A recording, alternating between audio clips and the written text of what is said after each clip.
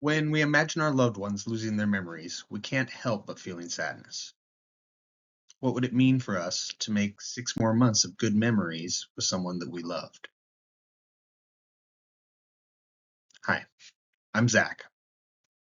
This presentation's learning objective will enable you to discuss the neurological mechanisms that make psychedelics a promising area of research for treating Alzheimer's and other neurodegenerative diseases. First, we'll review our textbook discussion of the causes and current treatments for AD. Next, we'll talk about the neuroplastic benefits observed in current psychedelic research, and we'll finish with the pros and cons of using psychedelics with patients who suffer from diseases of the mind. So let's learn about psychedelics' potential in Alzheimer's treatments. We learned about the known causes and current treatments for Alzheimer's in Module 6. Chapter 15.15 of our text focused on two known physical causes: neurofibrillary tangles resulting from the hyperphosphorylation of tau proteins within neurons. Beta amyloid plaques are extracellular buildup in the long form of beta amyloid proteins. We also learned that NMDA blockers and acetylcholinesterase inhibitors are used to slow the neuronal death when used in early interventions. One hopeful treatment involved vaccinating our immune system against pathological beta amyloids, but it proved too risky for people to pursue. Back to the drawing board. On our drawing board, we note that memory stems primarily from the hippocampus.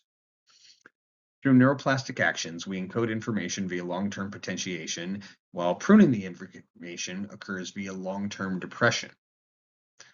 Sinha and Associates' 2024 paper notes that the beta amyloid plaques begin accumulation in the entorhinal cortex, then progress along the trisynaptic circuit of the hippocampus.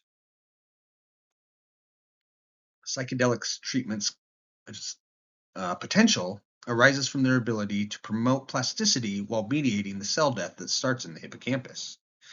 Michael James Winkelman, a retired ASU professor, co-authored a review noting that psychedelics' rapid plastogenic effects involve stimulation of structural and functional dynamics, induction of anti-inflammatory effects, and rewiring pathological neurocircuitry.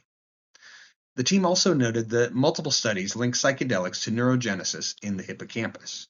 Both Sinha and Winkelman's teams also note that a relationship to the brain-derived neurotropic factor TrkB activation of mTOR.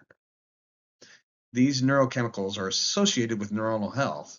They also have a reciprocal relationship in that serotonin promotes brain-derived neurotropic factor, while the BDNF maintains cell health in the serotonergic neurons. These interactions are very highly expressed in sensory and cognitive regions that atrophy during Alzheimer's disease. We see that psychedelics are related to a multitude of brain functions affected by diseases of the brain, and we could create an entire course on the mechanisms I touched off in these last few slides.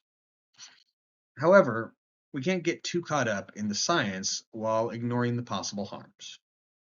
At the end of the day, classic psychedelics such as LSD, magic mushrooms, and DMT are all Schedule I substances.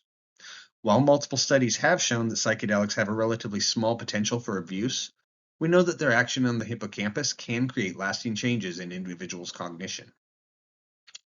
The government classifies them as no medical use and a high potential for addiction. And so the burden of proof lies with science to find the medical value in these compounds. As we research healing, we must also consider the ethics of informed consent.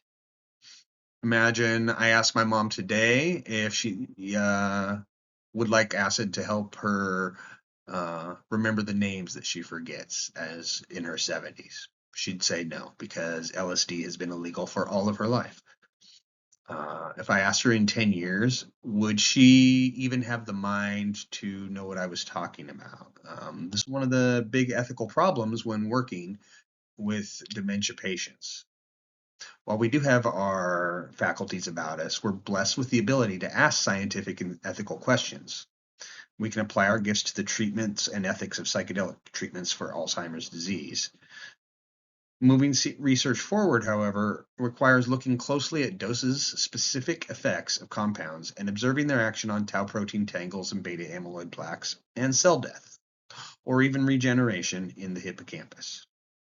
It requires a high level of expertise across multiple fields to conduct these studies, and it requires us to perform any future research with the highest adherence to the ethics of informed consent.